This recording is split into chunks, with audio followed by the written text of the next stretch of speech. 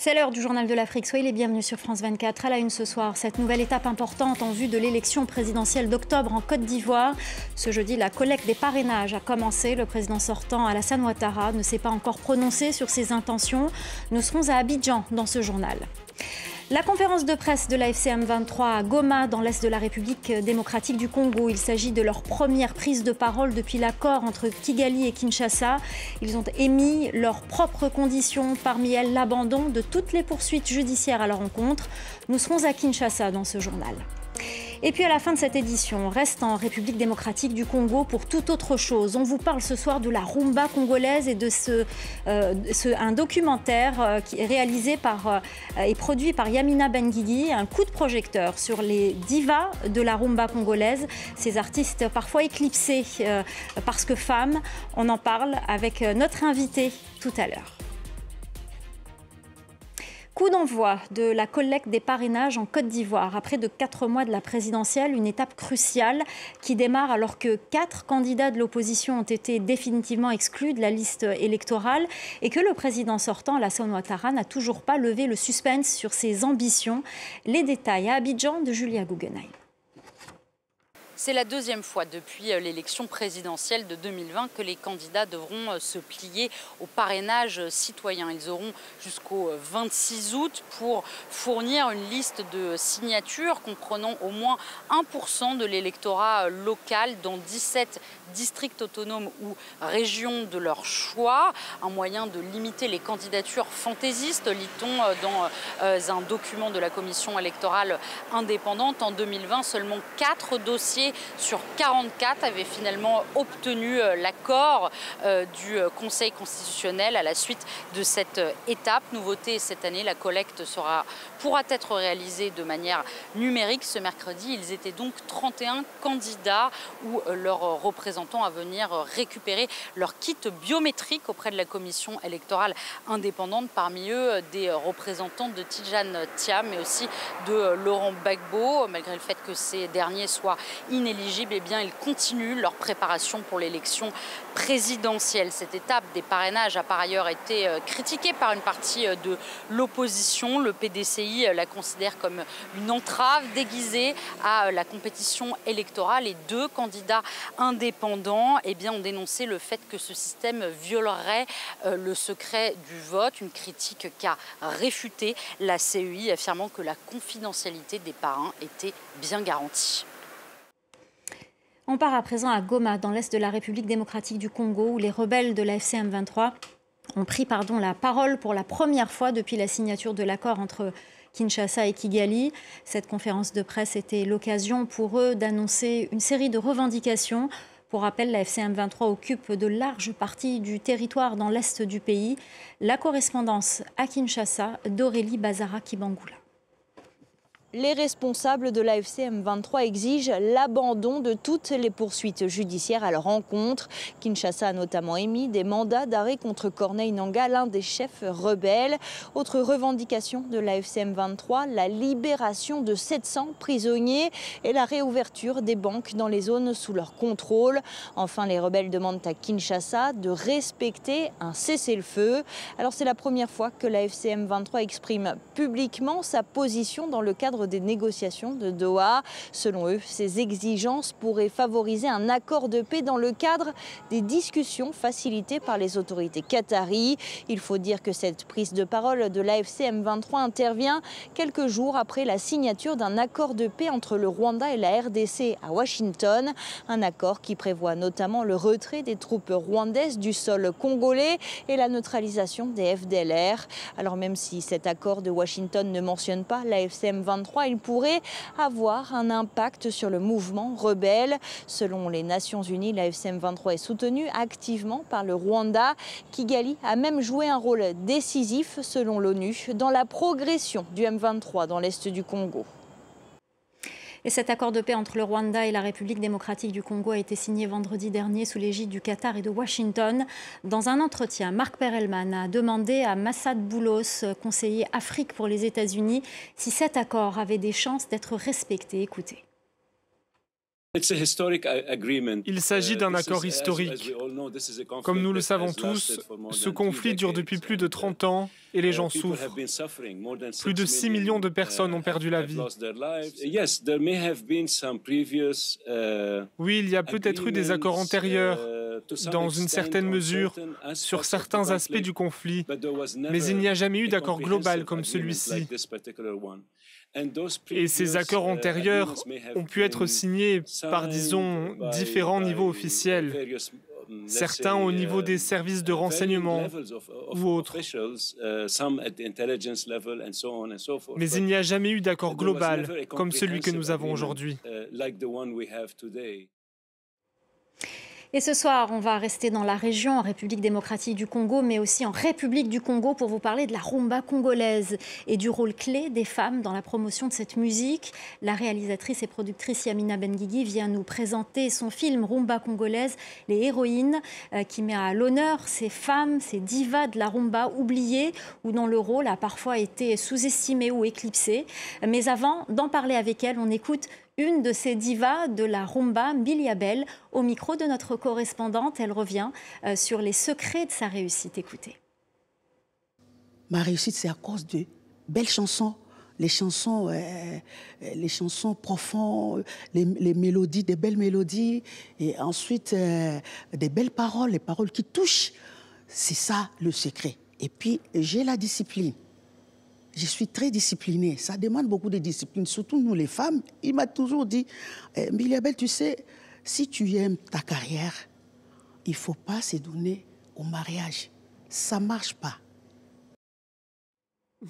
Bonsoir Yamina Benguigui. Bonsoir. On va revenir tout à l'heure sur cette déclaration de Mbilia Bel. Merci d'être avec nous pour nous présenter ce magnifique film qui nous plonge dans l'histoire de cette rumba, intimement liée à l'histoire de ces pays, de la RDC et de la République du Congo. Tout d'abord, comment vous est venue justement l'idée de faire ce film, premier du genre, qui mêle à la fois culture et histoire? Mais écoutez, ma première idée, enfin quand j'ai pris conscience qu'il fallait vraiment faire un documentaire sur ces héroïnes, c'est lorsque la rumba congolaise est rentrée au patrimoine immatériel de l'UNESCO. J'ai assisté à plusieurs représentations et on a mis à l'honneur 100% des hommes. Et pas une seule femme n'a été citée. Donc j'ai rencontré un des organisateurs de cette exposition à l'UNESCO et il m'a dit, il a été très honnête et très sincère, il m'a dit on a oublié les femmes. Donc moi ça m'a donné l'idée de faire ce documentaire à cheval sur les deux Congos et la nuit du FESPAM, qui est le grand festival panafricain qui a lieu au Congo-Brazzaville. Donc sur un terrain comme ça de musique et de revenir pourquoi les femmes sont tout le temps restées en retrait sur cette grande histoire de la rumba congolaise. Et pourtant, elles sont très présentes. Elles ont été partie prenante, présentes. Elles sont connues. Lorsque vous dites Mbilia Bel, Lucie Eyanga, Ompogolov, Fayates, ce sont des héroïnes, mais pas avec une grande histoire. On ne leur a pas donné une grande histoire. Alors justement, quelle a été et quelle est aujourd'hui la place de ces femmes dans la rumba congolaise? Aujourd'hui, elles sont présentes, on les connaît, mais elles sont en lutte contre un système compliqué. Par exemple, Mbilia Bel dit dans le film qu'elle n'a jamais touché ses droits d'auteur, que c'était son compagnon qui a beaucoup écrit, qui était un grand chanteur, un très très grand musicien. Tout est allé chez lui, pas chez elle. Alors elles ont ce rôle aujourd'hui à jouer qui est leur droit. Ensuite, elles ouvrent leur périmètre, pas seulement, elles ne sont pas uniquement des artistes, mais elles s'occupent des droits des femmes. Beaucoup à l'est du Congo, mais aussi contre le harcèlement sexuel, Il y a une jeune slameuse qui fait aussi de la rumba congolaise et qui parle de sa lutte contre le lévira, contre ce que l'on fait aux veuves. Donc finalement, cette rumba congolaise, après être passée par des choses très difficiles, que ce soit la colonisation belge d'un côté ou la colonisation française pour le Congo-Brazzaville, il y a eu les indépendances, mais elles ont été impactées difficilement tout le long de ce parcours. Alors, je voudrais votre réaction à ce que disait Milia Bell tout à l'heure, qu'il ne fallait pas se marier pour faire carrière. Ça reflète quoi, finalement ? Bon, ben là, on est dans du machisme, parce que c'est-à-dire que la place des femmes artistes, jusqu'à maintenant, enfin, maintenant c'est un peu mieux, mais dans les années 70, 80, beaucoup enregistrent des disques, mais ne vont pas faire de la scène. Parce que justement, ce sont des femmes qui vont être montrées du doigt, ou alors, on va dire, une actrice, enfin, surtout une artiste et une chanteuse, ne peut pas à la fois avoir un foyer et avoir des enfants et continuer à chanter. Donc, c'est un peu tout ça, l'histoire de la rumba congolaise. J'avais envie vraiment d'écrire une histoire sur l'Afrique centrale. C'est un film africain. Moi, je suis d'origine algérienne. Je viens de l'Afrique du Nord. Et il est africain avant tout. Et c'est la parole des femmes. Je le confirme. Ah, merci. Je le confirme. Quelle est la place de la rumba congolaise sur la scène internationale ? Et est-ce que les femmes de la nouvelle génération ont su trouver leur place sur cette scène internationale avec cette rumba congolaise ? Alors, encore une fois, c'est vrai que ce sont les hommes qui sont très sur le devant de la scène. On voit par exemple Gims, Dadju, Stromae aussi utilise beaucoup, mais tout le rap français et international, c'est sur une base de rumba congolaise. Et puis après, on a aussi des artistes comme Burna Boy qui travaillent aussi sur des sons de rumba congolaise. C'est vraiment une musique issue de ces deux pays, mais qui aujourd'hui a une caisse de résonance immense. Mais au niveau des femmes, on n'en est pas encore là. Toujours pas.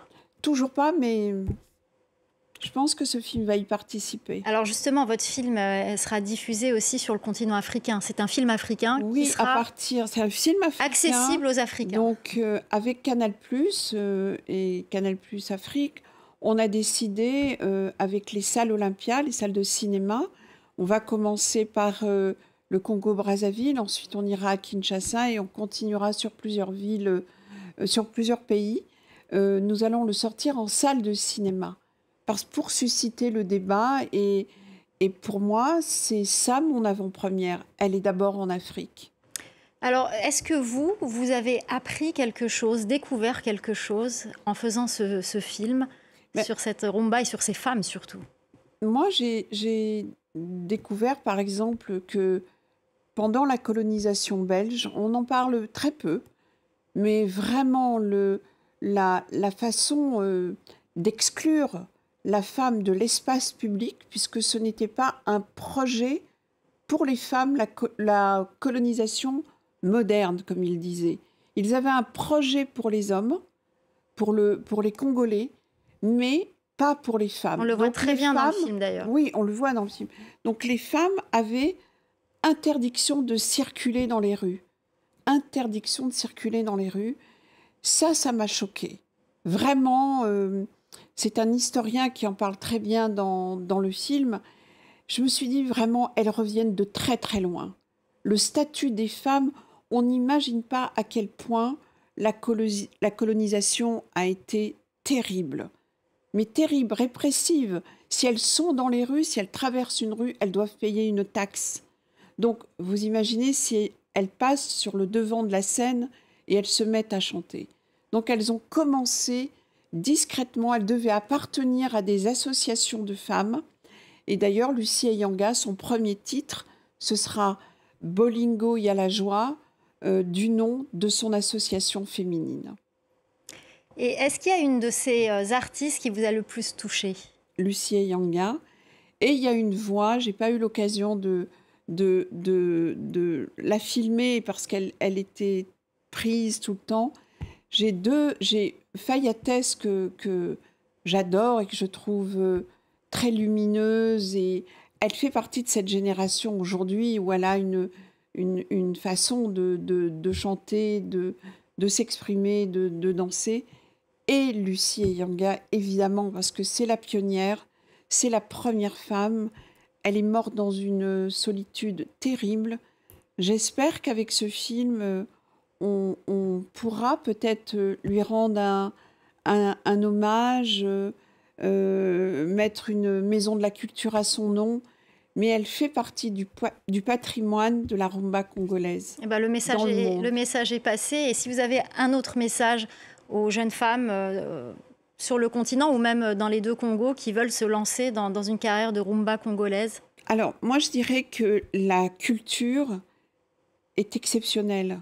C'est le ferment des États, de l'identité. L'identité congolaise est absolument incroyable.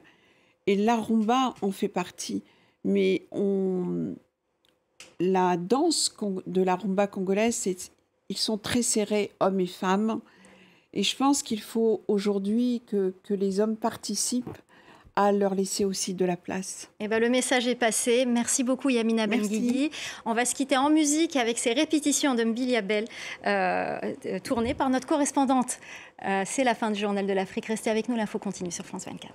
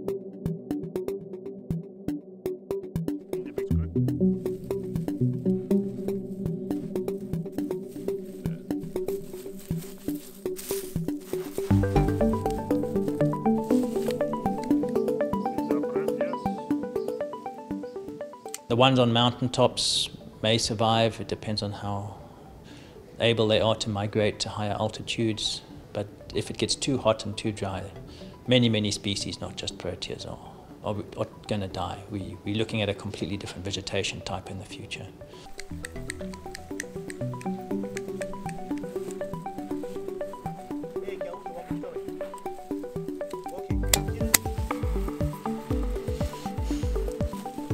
The only solution would be really to do some sort of artificial intervention, cultivate them in greenhouses, or if you grow them in the wild, to make sure that you provide extra water, for example, if it's a drought.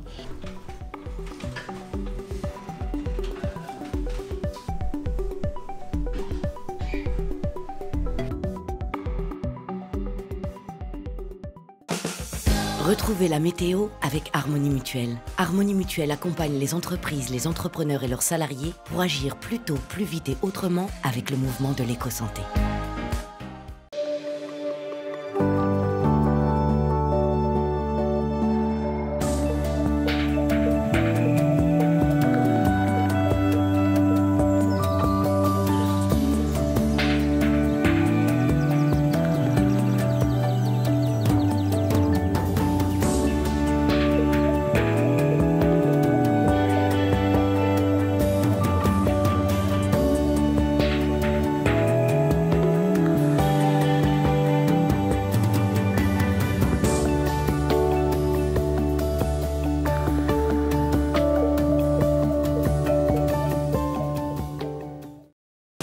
C'était la météo avec Harmonie Mutuelle. Ensemble vers l'éco-santé pour agir plus tôt, plus vite et autrement. Harmonie Mutuelle, partenaire des entreprises, des entrepreneurs et de leurs salariés.